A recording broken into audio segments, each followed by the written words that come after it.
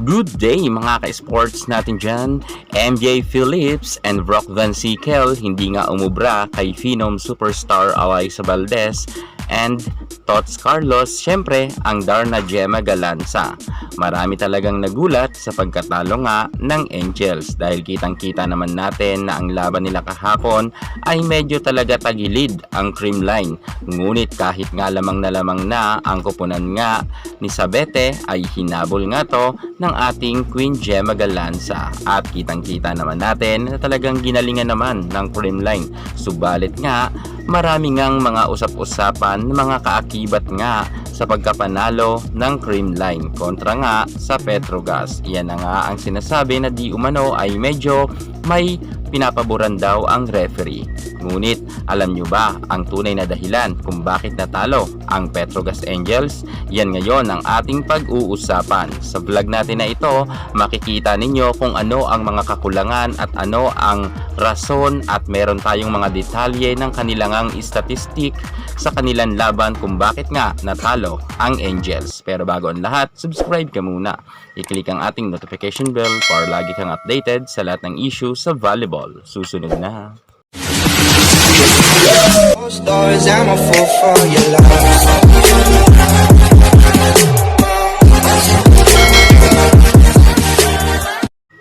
Maraming nagulat sa pagkatalo nga ng Petrogas kontra sa CCS. Pero kung ako yung tatanungin, walang question dapat na mangyayari. Alam naman natin na ang CCS nga ay defending champion, kung kaya mahihirapan talaga dito ang Petrogas. Kung tutuusin ay lamang nga ngayon ang Angels sapagkat bumalik na nga ang kanilang mga malalakas na mga makakatulong nila sa team.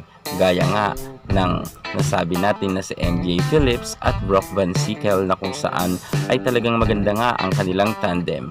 Ngunit kumpiyansa naman ang kupunan nga ng ating Queen Gemma Galanza na hindi sila basta-basta ibibigay ang pagkapanalo nga sa Angels. At nangyari naman ito kung saan nga ay nahirapan nga ang kupunan nga ni Remy Palma para talunin ang CCS at dahil dyan sinerte talaga ang creamline sa laban nila kontra nga sa Petrogas kagabi.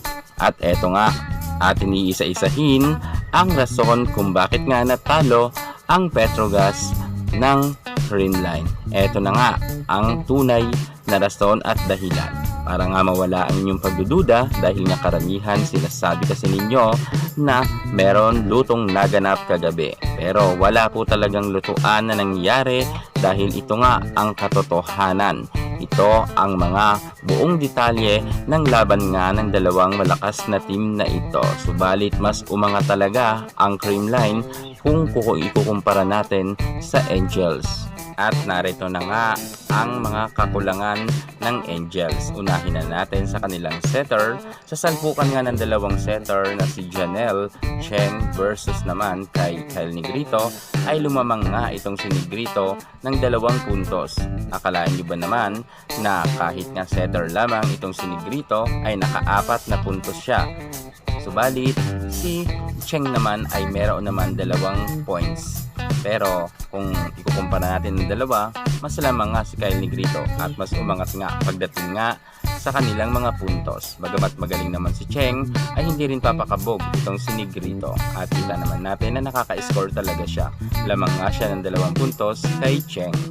At sa middle blocker naman, si Panaga ay naka-11, ngunit ang team captain nga ng Petrogas ay naka-8 lamang, si Remy Palma. So lamang pa rin si Panaga.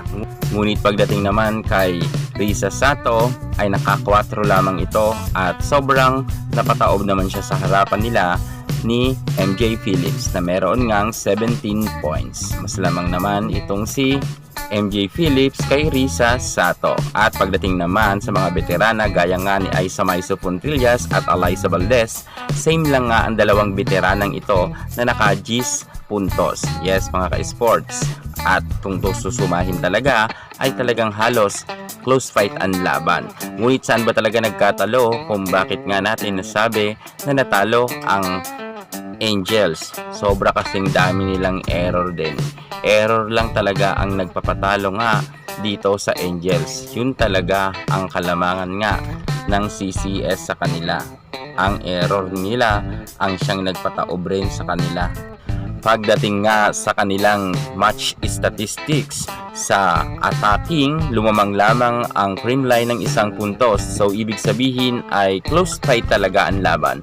Ngunit pagdating nga sa blocking ay lamang naman ng 7 puntos ang Petrogas. At dito naman kinabog ang Creamline. Mas magaling ang mga middle blocker nga ng Angels, kung kaya nga nakalamang sila ng 7 na puntos. Ngunit pagdating sa ace ay lumamang rin ang Creamline ng 2 puntos. At pagdating nga dito nga sa error, dito talaga nagkatalo. 18 lang ang error ng Creamline, samantalang 26 nga ang sa Petrogas Angels. So, ibig sabihin, ang nagpatalo talaga dito nga sa kupunan ng Petrogas ay ang kanilang error din. Kung kaya't iyan talaga ang tunay kaya natalo ang Petrogas, ma-error nga sila. Yan muna ang pinaka-latest natin sa mundo ng volleyball. At para hindi ka mahuli sa lahat ng issues sa volleyball, subscribe na. Thank you so much. God bless.